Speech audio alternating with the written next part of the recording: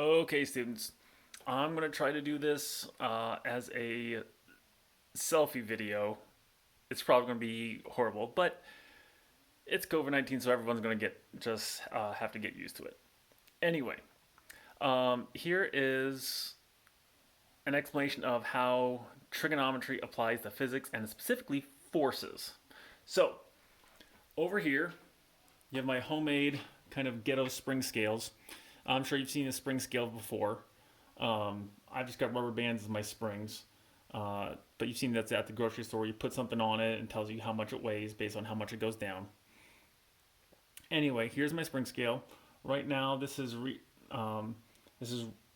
measuring at looks like about 1.1 kilograms. Okay, 1.1 kilograms. Each of those is measuring that. So if we look at this way, I've got something down here, 1.1 kilograms each.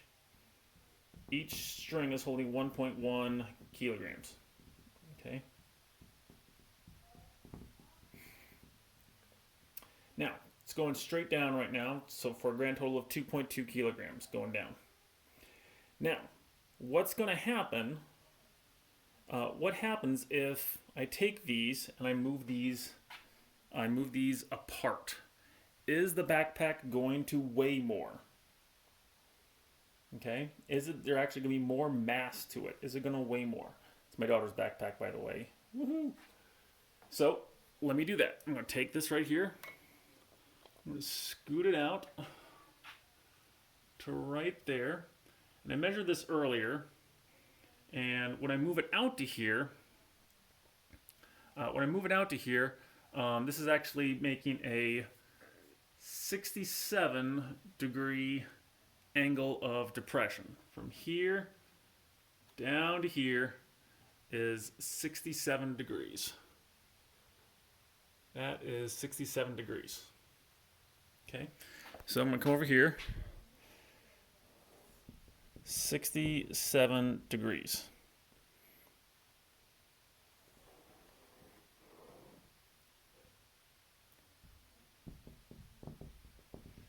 Okay. So now let's look at the spring scale again. You'll notice it is no longer right here where it was. It is it's almost at 1.2. Pull down a little more, you can see 1.2 right there. Okay. So what happened? Did the backpack suddenly weigh 0.2 kilograms more? Did I add anything to the backpack? Is there any more mass in it? No, there's no more mass to it. So what happened? Well, we're saying this is about 1.2 approximately. That's what the scale says. The question is, where did this come from? How did we get 1.2 right here? Well, I'm going to call this M right here. It just so happens, if we set up trigonometry, we can figure out how much this is right here. So this is my angle. That's the opposite side. That's the hypotenuse. So I'm going to need sine. So the sine of 67 is equal to 1.1 over whatever that hypotenuse is, which we're calling m. So if I need to solve this, I can multiply both sides by m, or you can just think of it as cross multiplying them if you want. M times 6.7, 1.1 times 1. So m times the sine of 67 is equal to 1.1 times 1. I'm not even going to bother with that.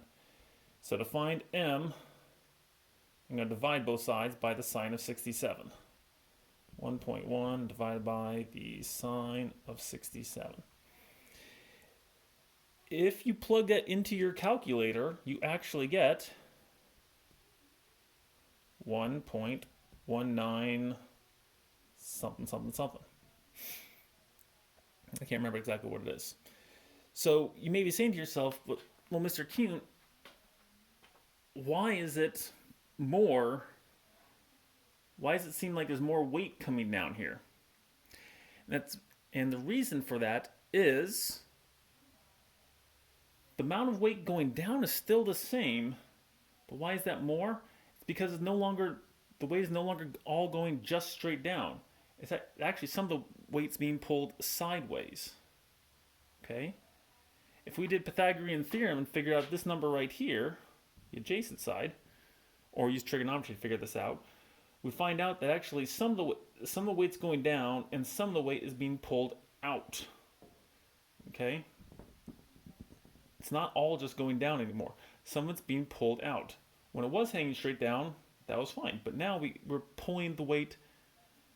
Some of it's going down and some of it's being pulled out as well. And that takes more energy, more effort, more force.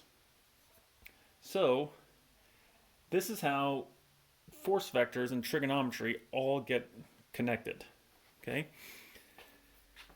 So if I've got a weight down here, I can actually read this right here, read this number. Based on this angle, I can figure out how much weight is going down.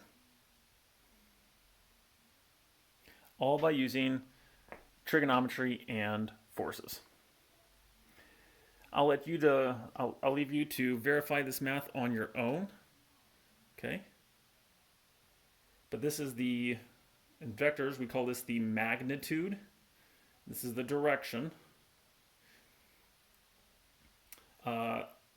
And what we could also do too is, depending on where these are placed, I have these at nice even angles here, but if I had a different one coming down this way from a different angle, and this one coming down this way, we could actually see how much weight is going down here based on this number, and adding these two up right here. And that gets into vector addition. So, thanks for watching.